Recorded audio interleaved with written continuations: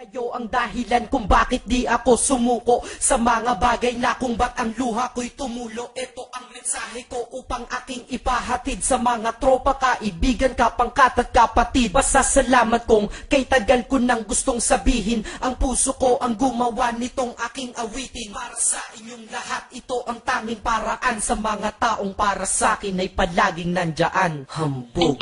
Kayo ang dahilan kung bakit di ako sumuko sa mga bagay na kung ba't ang luha ko'y tumulo. Ito ang mensahe ko upang aking ipahatid sa mga tropa, kaibigan, kapangkat at kapatid. Pasasalamat kong kay tagal ko nang gustong sabihin. Ang puso ko ang gumawa nitong aking awitin. Para sa inyong lahat, ito ang tanging paraan sa mga taong para sa akin ay palaging nandyan. Upang ako'y mabigyan ng kalakasan ng loob at manatili na nakatayo at di patataob na kahit na anumang pagsubok na nagdadatingan. Di ako takot pagkat alam kong may malalapitan. Pag ako ay mayroong problema na dinadala, akala ko ako'y nag-iisa, ngunit hindi pala. Alam nyo ba kung bakit?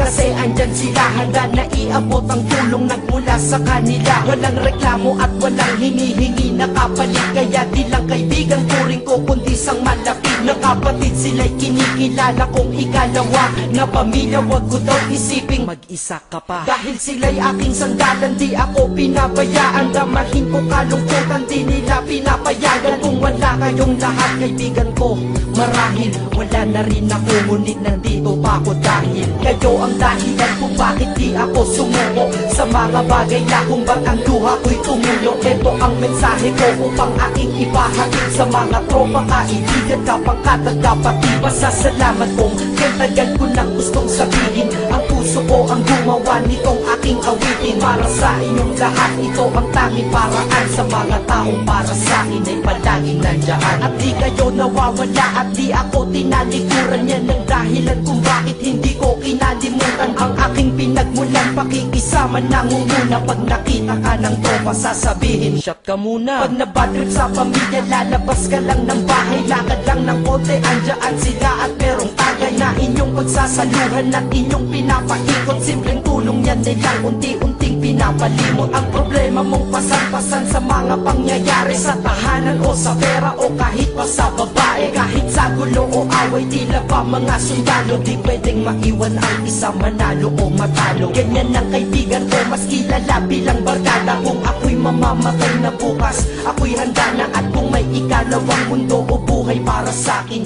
sana magiging tropa ko kayo pa rin. Kayo ang dahilan kung bakit di ako sumuko sa mga bagay na kung ba't ang luha ko'y tumulo. Ito ang mensahe ko upang aking ipahatid sa mga tropa, kaibigan, kapangkat at kapatid. Pasasalamat kong kay tagal ko nang gustong sabihin. Ang puso ko ang gumawa nitong aking awitin. Para sa inyong lahat, ito ang tanging paraan sa mga taong para sa akin ay palaging nandyan. Kaya ako'y kontento na dahil kayo'y naging parte ng buhay ko. Sa kabutihan nyo, paano ko gagante? Magtatawagan ng mga tropa, kita-kita lang sa kanto. Pagkatapos didiskarte ng pichelyosi at baso. Papaikot ang sombrero para mag-ambag ang tropa. Kahit 20 pwede na, basta lamang makatoma.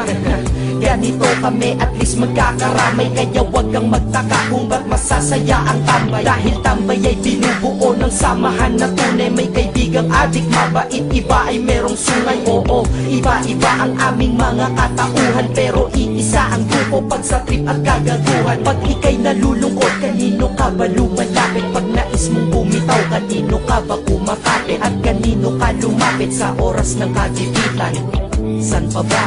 Diba sa kaibigan? Kayo ang dahilan kung bakit di ako sumuko sa mga bagay na kung ba't ang luha ko'y tumulo. Ito ang mensahe ko upang aking ipahatid sa mga tropa, kaibigan, kapangkat at kapatid. Pasasalamat kong kay tagal ko nang gustong sabihin. Ang puso ko ang gumawa nitong aking awitin. Para sa inyong lahat, ito ang tanging paraan sa mga taong para sa akin ay palaging nandyan. Salamat. Acero Records, Sad Productions, hambog ng Sacro Crew.